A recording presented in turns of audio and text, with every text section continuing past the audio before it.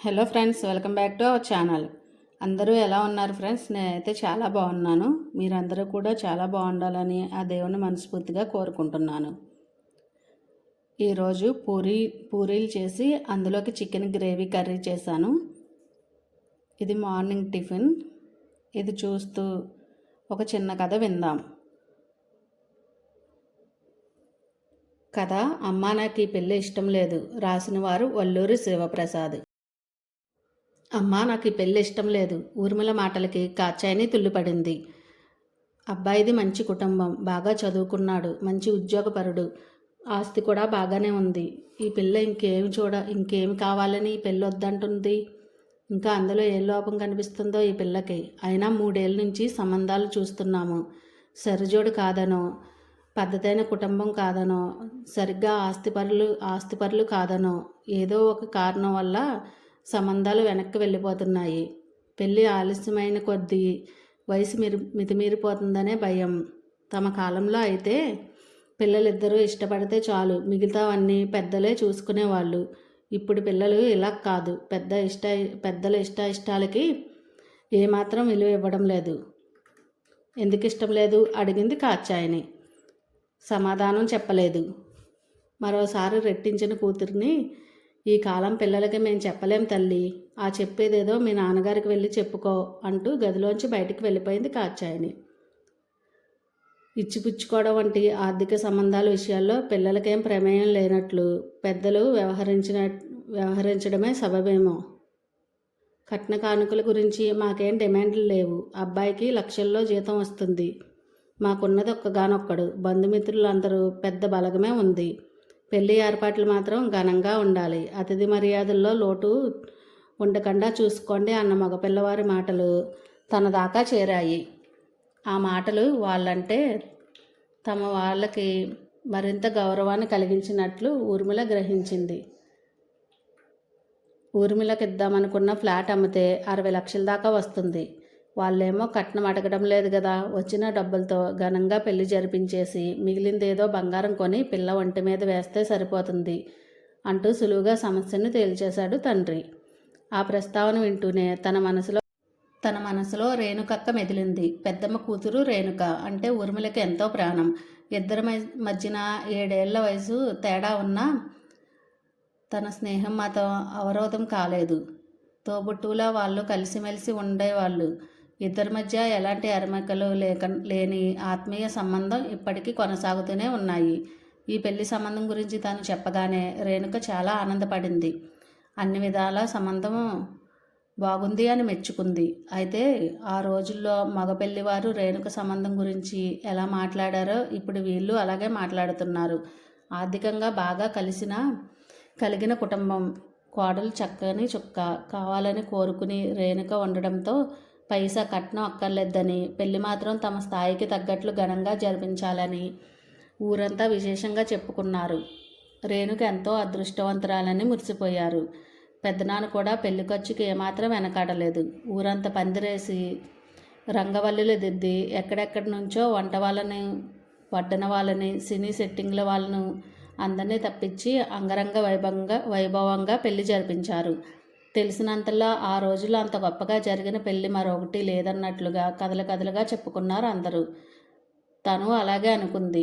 పెళ్లి ఖర్చుల కోసం రేణుకకి పసుపు కుంకుమల కింద ఇద్దామనుకున్న 2 ఎకరాల మామిడి తోట అమ్మేశారు. పెళ్ళి అయిన 2 ఏళ్ల తర్వాత పండంటి బిడ్డకు తల్లి అయింది రేణుక. మధ్యలో ఒకసారి బంధువులు పెళ్లిలో కలవటమే. పెళ్ళి అవ్వక ముందంటే పండక్కో పేరంటానికో ఏదో వంకతో తను వెళ్ళి 2-3 రోజులు సరదాగా గడిపి వస్తుండేది. బారసాల కవర్ చేస్తే తల్లితో తాను కలిసి వెళ్ళింది. అమ్మతనం మూర్తిభవించిన రేణుక బొద్దిగా కూడా అనిపించింది. పాలిచ్చే తల్లి పుష్టిగా ఉండాలే కదా అంటూ తన ఆకారాన్ని తనే నవ్వుతూ కామెంట్ చేసింది. బంగారంతో చేసిన బ్రాస్లెట్ పిల్లోడి చేతికి తగిలించి తను ముద్దులాడసాగింది. ఏం ఉద్యోగం చేసి సంపాదించి తెచ్చా ఊర్మిళ అంటూ హాస్యమాడింది.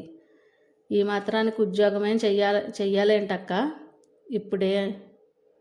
ఇప్పుడంటే తల్లిచాటు పిల్లవి, రేపు ఒక ఇంటి కోడలు అయ్యాక తెలుస్తుంది మన ఇష్టాలకున్న హద్దులేంటో అన్న రేణుక మాటలు వెనక ఏదో నిగూఢ అర్థం ఉందని అనుమానం కలిగింది. ఆ తర్వాత కొద్ది నెలలకే రేణుక తమ్ముడు పాండుకి పెళ్లి కుదిరింది. రేణుక పిల్లల్ని తీసుకుని వారం రోజుల ముందే వచ్చింది. తను 2 రోజుల ముందే పెళ్లికి వెళ్ళింది. రేణుక ముఖంలో ఏదో దిగులు. ఒకప్పుడు చురుకుదనం కనిపించలేదు. ఒంట్లో బాగుండలేదేమో అనుకుంది. పెళ్లికి రేణుక భర్త, అత్తవారు ఒక్కరూ రాకపోవడంతో చాటుమాటుగా నలుగురు గుసగుసలాడుతున్నారు. అక్క, బావగారు రాలేదేంటి? ఉండబెట్టలేక అడిగింది తను. ఏం చెప్పనే, రకరకాల బిజినెస్లు, టూర్లు, బిజీ కట్టేసి తీసుకురాలేం కదా అంటూ ముఖాన నవ్వు పులుముకుంది. పెళ్ళయ్యాక కూడా 7-8 నెలలు రేణుక పుట్టింట్లోనే ఉండిపోయిందని తెలిసిన రకరకాల అనుమానాలు భార్యాభర్తలు ఏదో గొడవ పడుతున్నారన్న విషయం చూచాయిగా బయటకు పొక్కింది. ఊర్మిళ బొట్టు, కాటిక, పౌడరు, పర్ఫ్యూము, ఇలా మన ఆడవాళ్ళకు ఏవే వస్తువులు కావాలి అన్నిటినీ భర్త మీద ఆధారపడే దుస్థితి ఉండకూడదు. అతని స్థితిగతుల్లో సంబంధం లేకుండా మనకంటూ ఒక ఆర్థికపరమైన సపోర్ట్ ఉండాల్సిందే. అది ఉద్యోగం కావచ్చు, ఆస్తి కావచ్చు. అంతేగాని ప్రతి చిన్న అవసరానికి భర్త దగ్గర చెయ్యి చాపాల్సి వస్తే విలువ ఉండదు, చులకనగా చూస్తారు. అందరు భర్తలు అలా ఉండకపోవచ్చు, కానీ కొందరైనా ఉంటారు. ఆ కొందరిలో మనం ఉండడం కానీ గ్యారెంటీ ఏమిటి? మా వాళ్ళు నా పెళ్ళి ఎంతో ఘనంగా చేసి పంపిస్తామని సంబరపడ్డారే కానీ వట్టి చేతులతో నన్ను అప్పగింతలు పెడుతున్నానని స్పృహ లేకుండా పోయింది. రేణుక మాటలు బట్టి వాళ్ళ మధ్య మనస్పర్ధల కారణం కొంతవరకు తను గ్రహించగలిగింది. ఎలాంటి సంధి ప్రయత్నాలు జరిగాయో తెలియదు కానీ ఆ తర్వాత కొద్ది రోజులకే రేణుక అత్తింట్లోకి వెళ్ళిపోయినట్లు తెలిసి సమస్య పరిష్కారమైందని సంతోషించింది. ఏం లేదురా, పాండు పెళ్ళికి డైమండ్ రింగ్ ప్రజెంట్ చేద్దాం అనుకుందంట రేణుక. నీ ముచ్చటికి నేనెందుకు డబ్బులు ఇవ్వాలి, మీ వాళ్ళనే అడుగు అంటూ అబ్బాయి నిష్ఠూరంగా మాట్లాడాడంట. దానికి అక్క మనసు నొచ్చుకుంది అంటూ ఒకరోజు పెద్దమ్మ అసలు గొడవకు కారణం చెప్పింది. అయితే రేణుక మనసు కష్టపెట్టుకోవడానికి ఆ ఒక్కటే కారణం కాకపోవచ్చు.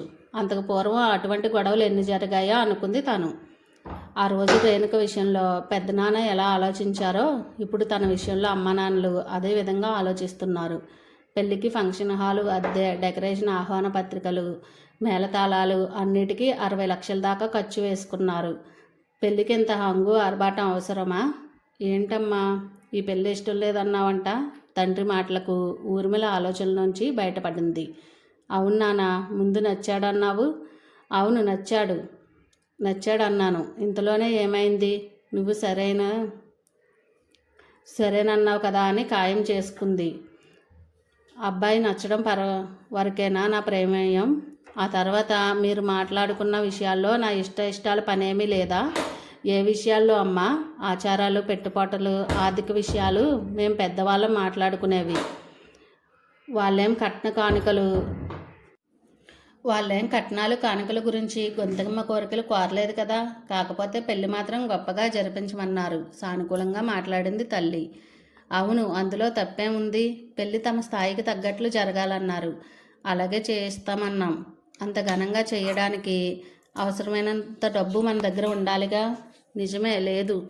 నీ పెళ్లి ఖర్చుల కోసం దాచిపెట్టింది పెళ్లి సింపుల్గా జరిపించడానికి సరిపోతుంది. అందుకనే నీకు ఇద్దామనుకున్న అపార్ట్మెంట్ అమ్మి వచ్చే డబ్బుతో వాళ్ళు అడిగినట్లు ఘనంగా చేద్దామనుకుంటున్నాం. నాకంటూ ఏమీ ఆస్తి అక్కర్లేదనుకున్నారా? నీకు ఇస్తేనేం, నీ పెళ్లి కోసం ఖర్చు పెడితేనేం? రేపు పెళ్ళి అయ్యాక వాళ్ళకున్న ఆస్తిపాస్తులన్నీ మీ భార్యాభర్తలు అనుభవించేవే కదా. అలాగని నా పేర్లో చిల్లగవ్వ ఆస్తి కూడా లేకుండా బికార్దాన్ని చేస్తారా? అదే అపార్ట్మెంట్ నాకంటూ ఉంటే దాని మీద నెల అద్దె, ఆ అపార్ట్మెంట్ మీద వచ్చే అద్దె నా ఆదాయం అవుతుంది. ప్రతి చిన్న అవసరానికి నా భర్తను చేసి అడుక్కోవాల్సిన పరిస్థితి ఉండదు.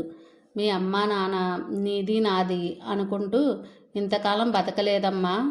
వచ్చే ఆదాయానికి తగ్గట్లు ఏ లోటు లేకుండా సర్దుకుంటూ బతికాం. భార్యాభర్తల మధ్య అడుక్కోవడం అన్న భావనే సరికాదు. మీ కాలము, మీ అవసరాలు, మీ ఆలోచనలు వేరు నాన్న. నా చదువుకు తగ్గ ఉద్యోగం రావచ్చు, రాకపోవచ్చు. వచ్చిన కుటుంబ బాధ్యతల మధ్య చేయలేకపోవచ్చు. ఏది ఏమైనా నాకు ఒక ఆసరా ఉండాలి. నిక్కచ్చిగా మాట్లాడింది ఊర్మిళ. అపార్ట్మెంట్ అమ్మకుండా ఆస్తిగా నీకు ఇచ్చి పెళ్లి ఘనంగా చెయ్యాలంటే అప్పు చెయ్యాలి. ఈ వయసులో మేము తలకు మించిన అప్పులు చేయలేం కదా. నిజానికి మన స్థాయికి రావాల్సిన సంబంధం కాదు. నీ భవిష్యత్తు బాగుంటుందనే మా ఆశ. కాళ్ళ దగ్గరికి వచ్చిన అదృష్టాన్ని కాదనుకోవద్దు అని బతిమాలాడు తండ్రి. నానా, అంతగా మన సంబంధం ఇష్టపడుతున్న వాళ్ళు మన స్థితిగతులు కూడా చూడాలి. అంగరంగ వైభవంగా పెళ్లి జరిపించమన్న ముచ్చట వాళ్ళది. ఆ ఏర్పాటేవో వాళ్ళనే చేసుకోమనండి. అదే మాట, పెళ్లి చేయాల్సిన బాధ్యత ఆడపిల్లి వారిది. తల్లి కలగజేసుకుంది. అలా అయితే మన స్థాయికి తగ్గట్లు మనం జరిపిస్తాం. అందుకు వాళ్ళు ఇష్టపడాలి. లేదంటే తమ స్తోమతకు తగ్గట్లు వాళ్ళే జరిపించుకోవాలి. అంతేగాని మనం పెళ్ళి ఎలా జరిపించాలో వాళ్ళు చెప్పితే ఏమిటి? ఏది ఏమైనా ఫ్లాట్ అమ్మి పెళ్లి చేయడానికి నేను ఒప్పుకోను. మా తాతకు మించి ఘనంగా ఏర్పాట్లు చేయలేమని స్పష్టంగా చెప్పేయండి. వాళ్ళు సరేనంటే ముందుకెళ్దాం, లేదంటే మనకు తగ్గ మరో సంబంధం చూసుకుందాం. ఇంతకన్నా తను చెప్పాల్సింది ఏమీ లేనట్లు ఊర్మిళ గదిలోకి వెళ్ళిపోయింది. కూతురు మాటలకు భార్యాభర్తలిద్దరూ మొహమొహాలు చూసుకుంటూ నిలబడిపోయారు. ఈరోజు కథ ఇది ఫ్రెండ్స్. ఆడవాళ్ళు కూడా స్వతంత్రంగా ఆలోచించాలి అనే ఉద్దేశంతో ఏర్పడిందే ఈ కథ. నా వీడియో మీకు నచ్చినట్లయితే ప్లీజ్ లైక్ చేసి సబ్స్క్రైబ్ చేసుకోండి. Thanks for watching. మళ్ళీ తర్వాత వీడియోలో కలుద్దాం.